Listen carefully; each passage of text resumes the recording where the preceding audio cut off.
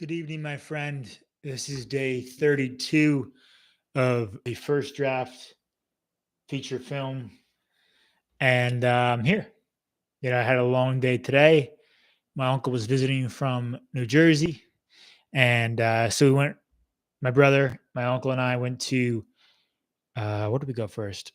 Crystal Cove and for breakfast at a place called Beachcomber.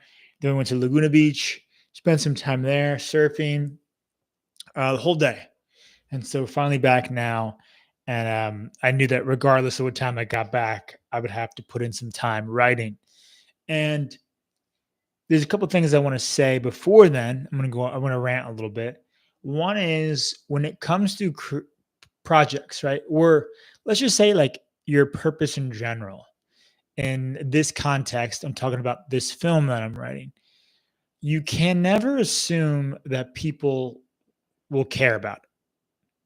What I mean by that is, and I was explaining to someone tonight the synopsis of what I'm working on and kind of my ideas.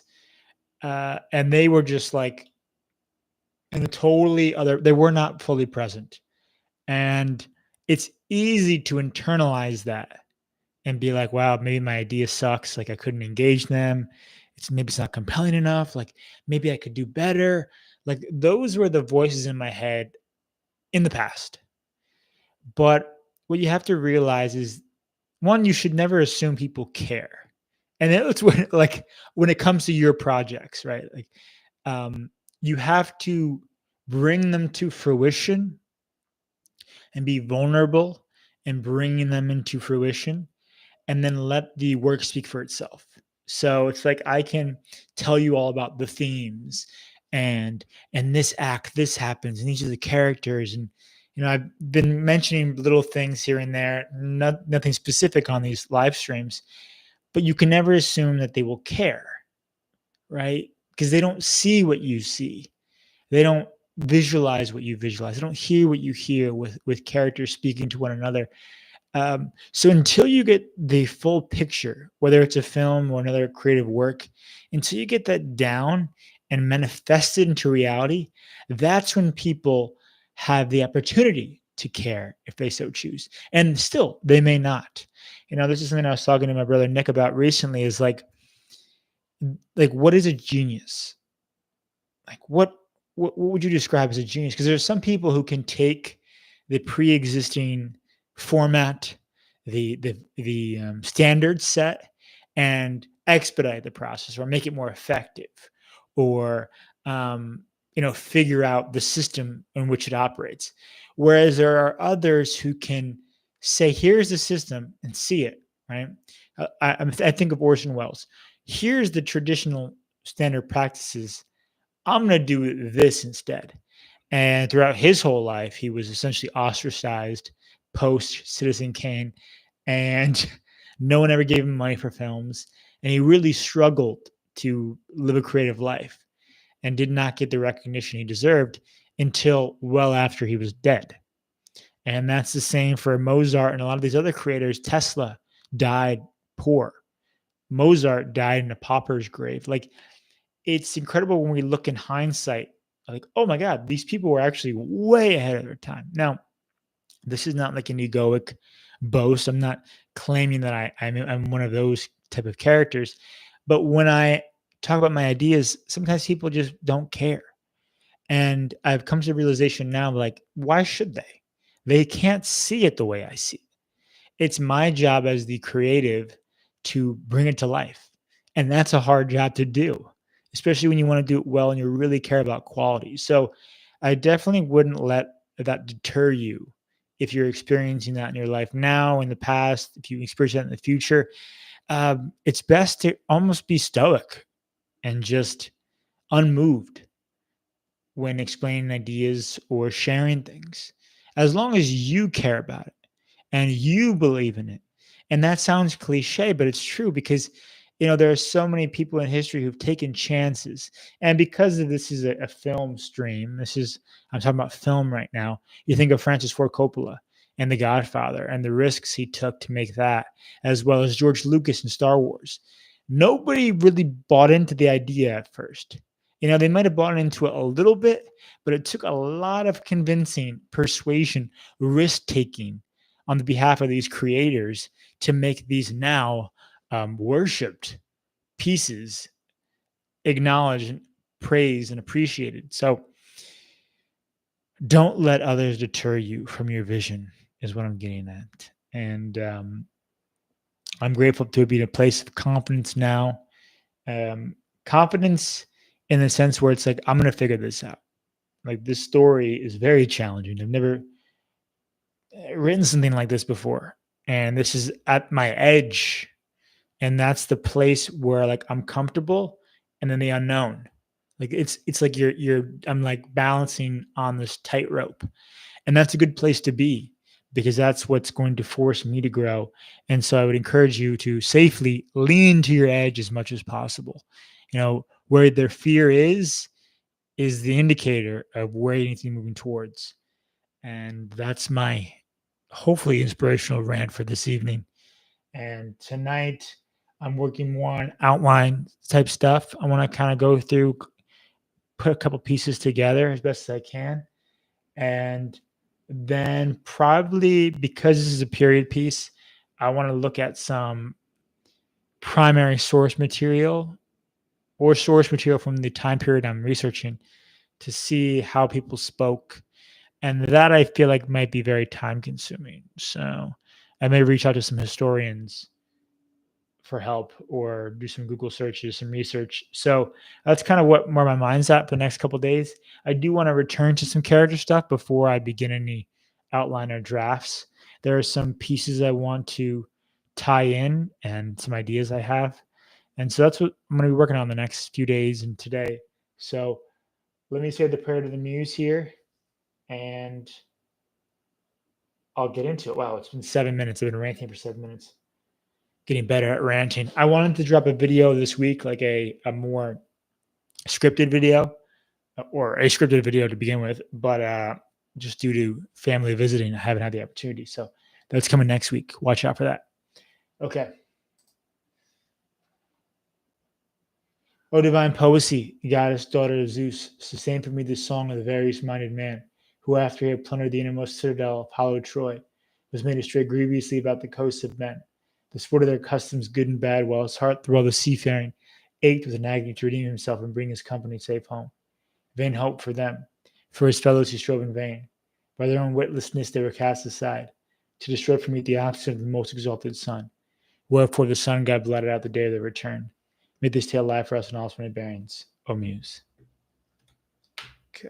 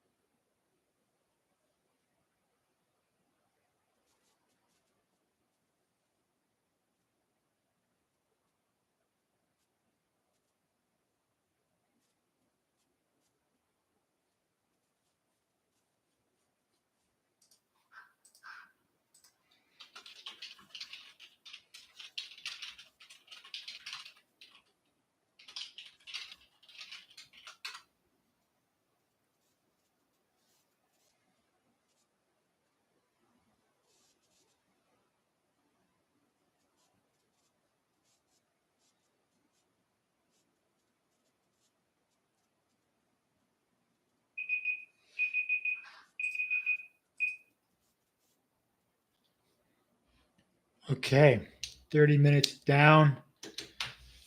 Made some serious progress with his outline. I actually started watching this video, a little bits and pieces of Tarantino talking about his outlining process. And one thing he says is he usually outlines until the middle of the story. And then from there, gets creative and kind of lets the story make its way to an ending. Now, he's obviously an experienced professional and one of the best directors out there right now. Um, but there's something to be said about that. So I've been going through and looking up, he works in genre a lot. And so looking up the genre I'm going for. And it's pretty amazing actually, because the outline I came up with was actually very similar to the genre tropes of, yeah, my genre. And I was like, oh damn, I kind of like subconsciously did that. That's cool.